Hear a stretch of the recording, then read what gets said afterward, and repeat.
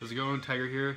Today I want to talk about how Japan has basically changed me. Yeah, when I came here, I felt like I was pretty much your average, typical American person. Americans are very individualistic, we take about 6,000 selfies a day. See, now I only take like 1,000 selfies a day. So, Americans love to eat a lot. I still eat a lot. In fact, I probably eat more. But there's tons of stairs here, so I maintain my weight, so we're good. If I get fat in Japan, then I'm afraid everyone will think, I'm King Kong. I don't know. Plus, I won't fit anywhere, so I can't get fat. That's one of my fears, kind of being fat here, because literally, like, clothes won't fit no more. Then when you make friends, they will tell you, hey, look, you got fat. Then they'll point out every time they see you, did you get fat? You get fatter? You like food? You want a hamburger? Nothing has changed. I was never a sharing person, especially with my food. Sometimes when you go out with buddies or friends in Japan, they will actually share their food and stuff, which it's really common. Also, they'll take pictures of their food. So now I share. Before, I was that kid in the classroom that probably ate paste and never shared with anyone. Even though the teacher's like, don't eat paste, and I was just like, when she like turned her back, and I just wouldn't share. Like, mm-mm. So I was that guy. So now I share my food.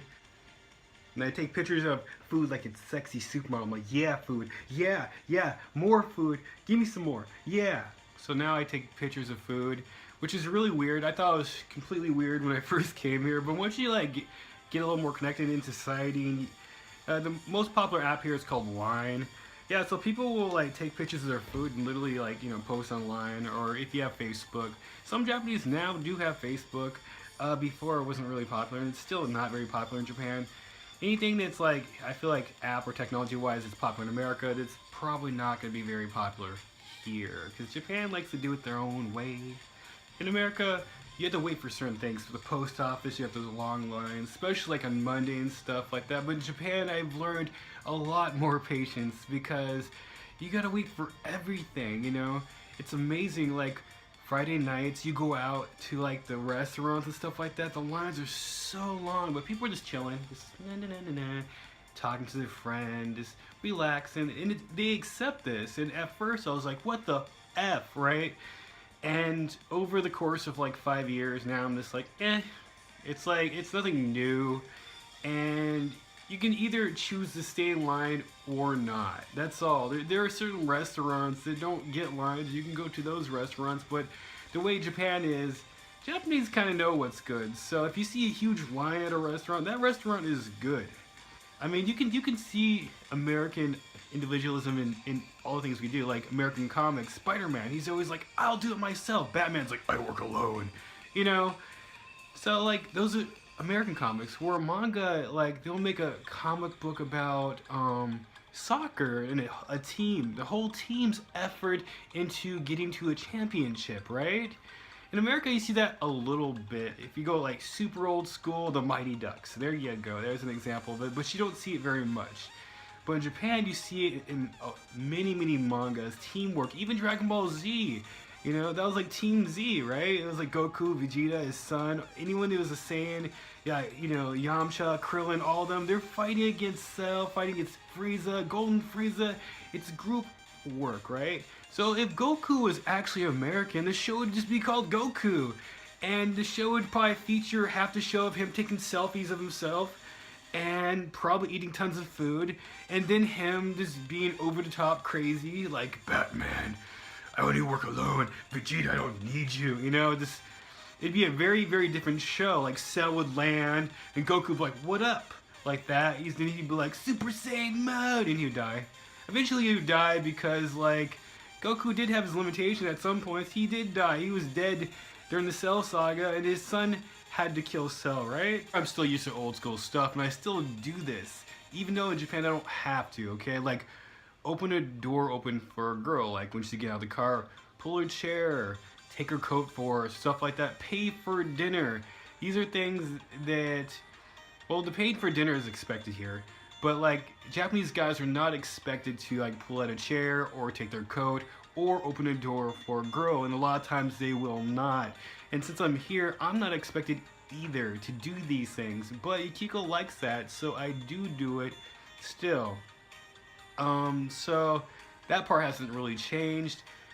Another example, in America, girls have equality, and I'm happy for equality and stuff like that, but I feel like sometimes guys are fearful to be marked as sexist or something, so they're fearful to be assertive or anything that seems overly outwards aggressive in any form or fashion. I was working at Eikaiwa like 4 months ago or something like that, 4 or 5 months ago. I was working with all females. In my class, the kids were trying to step all over me because I'm the new guy, right? They think I don't know the rules. Some kids even think foreigners are stupid.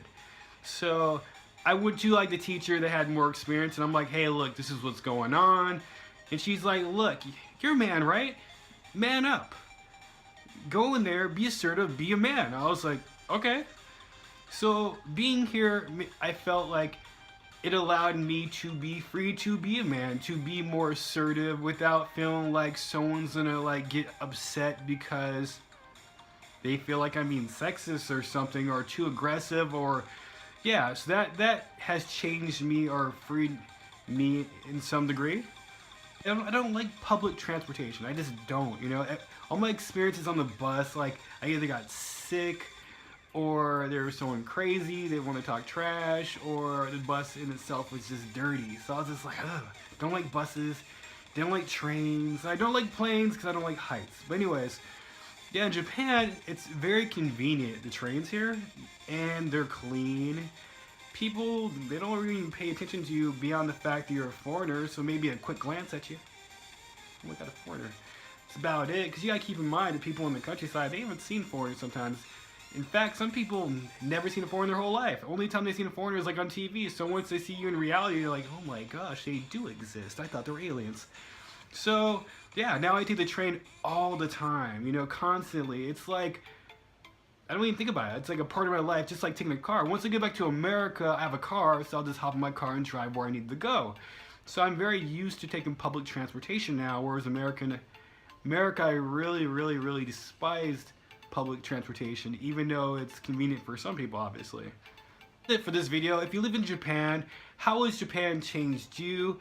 Or if you just moved somewhere else, another state, another country, how has that changed you? Negatively, positively? I'd love to hear your feedback. Anyways, I'll see you next video. Peace.